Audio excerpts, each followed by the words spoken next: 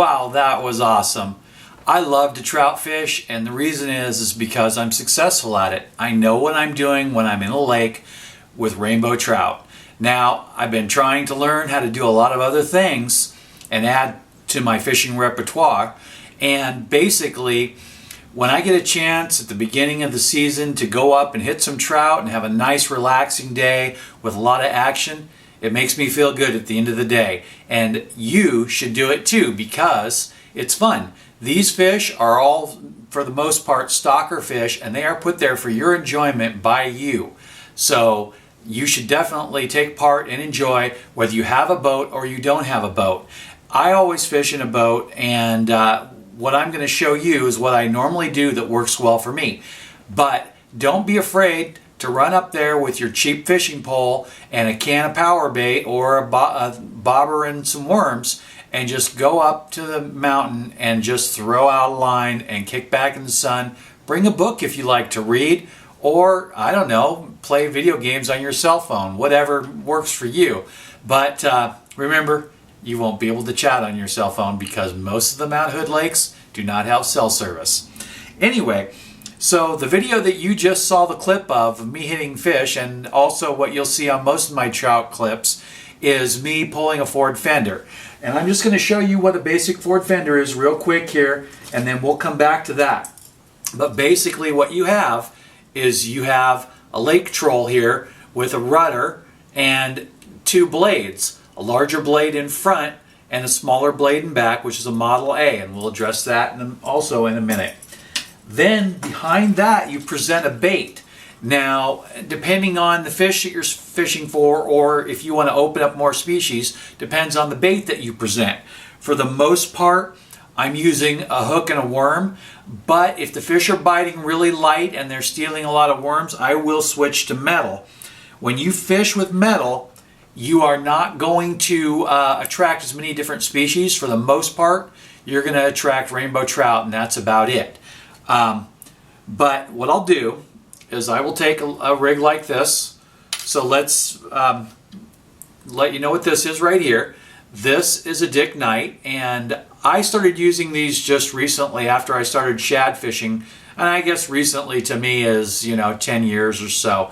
And this one is the one with a chartreuse tip, and this is a good rig for me for shad. It is a touch large, so usually in the shallower water I don't really use this for shad, but I will use this for both rainbow trout and kokanee.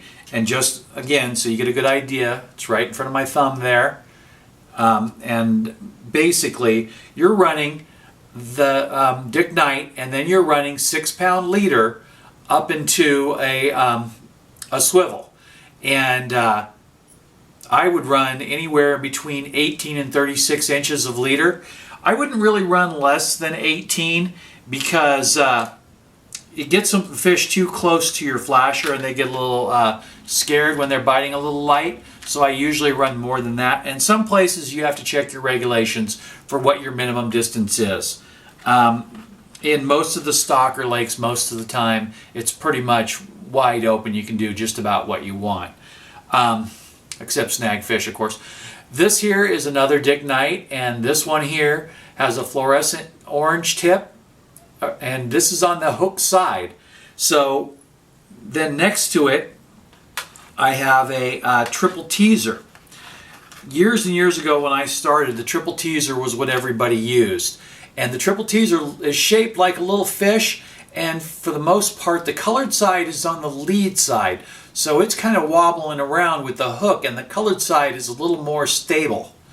Now, the same thing is that we only have 18 inches of leader here, and I've got it right on 18, not above at all, and then a swivel here.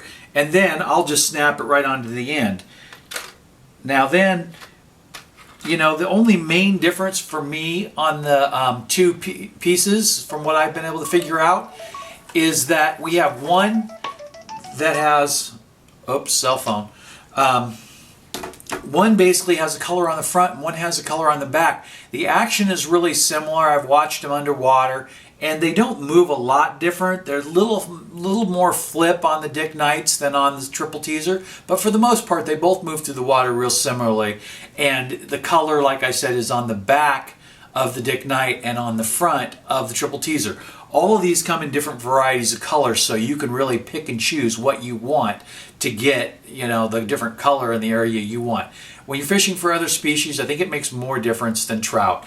Now, if you have a really, really slow day, you can really downsize your flasher and put on something like a rooster tail. A black rooster tail, I find, is just dynamite for trout. You get this thing way out away from the boat with a real small flasher, and this will really give you some results.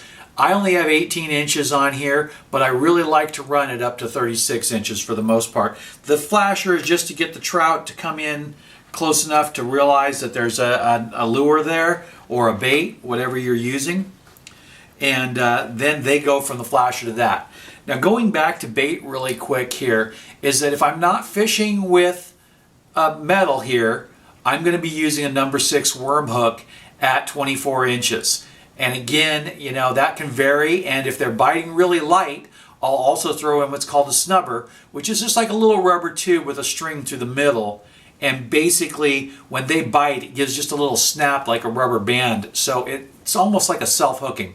We don't really jerk on the hook to set the hook on a trout. We just kind of give it a little pull and then start reeling. Like if you're fishing for, Chinook salmon or something, and you're fishing big ones, when they got it going and running, you're going to give a little bit of a pull. But on the trout, you don't really have to do that much. The one thing is that if they're biting really light or you're using the metal, I do what I call a slug cut on my worm. So I will take the night crawler and cut it into 4 pieces, and then basically throw it in a secondary container like a used paper cup, or I'll bring an old worm package with me, and then I can just set those 4 pieces in there and just bait them up one at a time as I need them. And a little slug cut is about a half an inch at the most, maybe a touch longer, but you want to make sure the whole thing is on the hook and there's none of it trailing. When they're biting soft, they're just not going to take it. If you leave something trailing, they're going to grab that piece of trailing stuff and take off with it, and that's their lunch. They don't need any more than that. They let the hook go, So, at any rate, we'll come back to the flashers at this point. Now, the number 1 flasher that I use the most is this one right here. This is a gold with a gold prism. It produces the most for me, and it's a solid unit to fish with.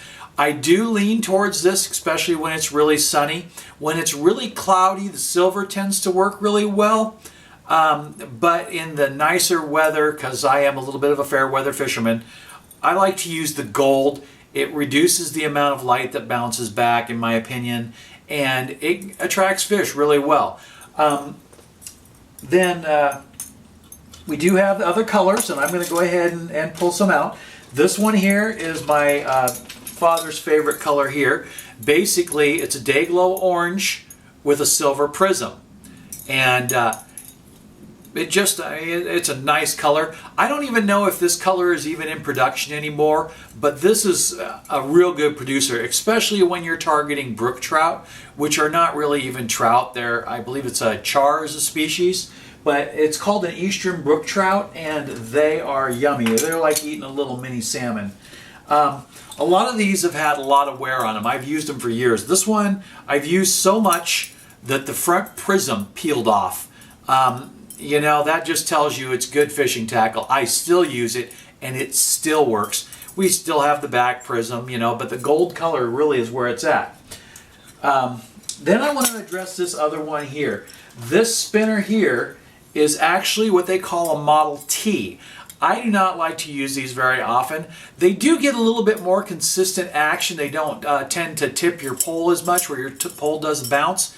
And the reason is because with the big spinner or the little spinner on the front, it gets a better action, and the big spinner goes pretty evenly. And they'll spin like this through the water, and the little spinner will cause less disturbance, whereas the big spinner does more disturbance.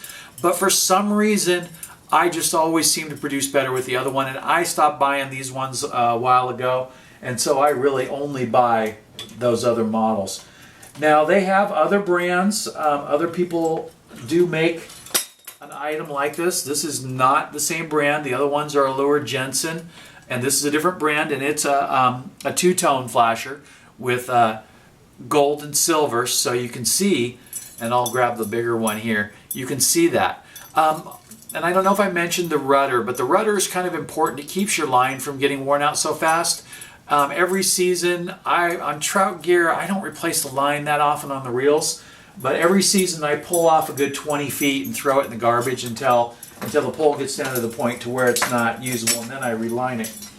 One other thing is that we have a mini here, and I have this one, and I have the Day Glow mini here, which has the Day Glow orange with the prism in it, just like the one I showed you a minute ago.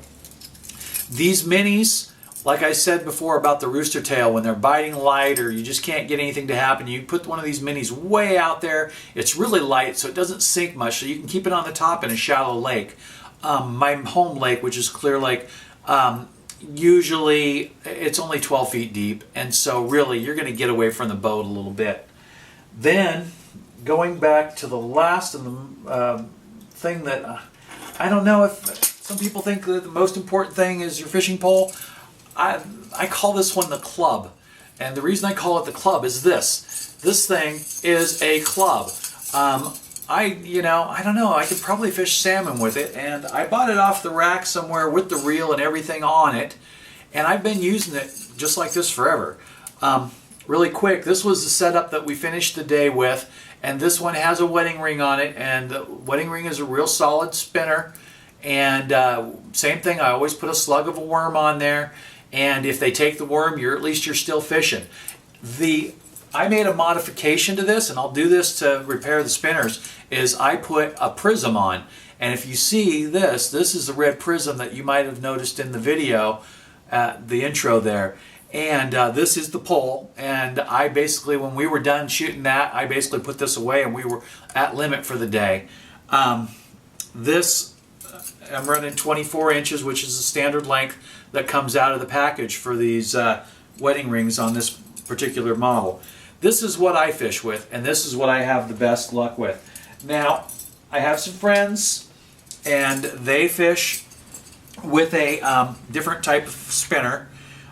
They use these Max flashlights, and basically I like to troll a wedding ring behind these for kokanee, or something that has action like an Apex, a Hot Shot, or a Pro Troll, because those will tend to wander in the water a little bit because they have the downward bill similar to like a quick fish or a mag lip.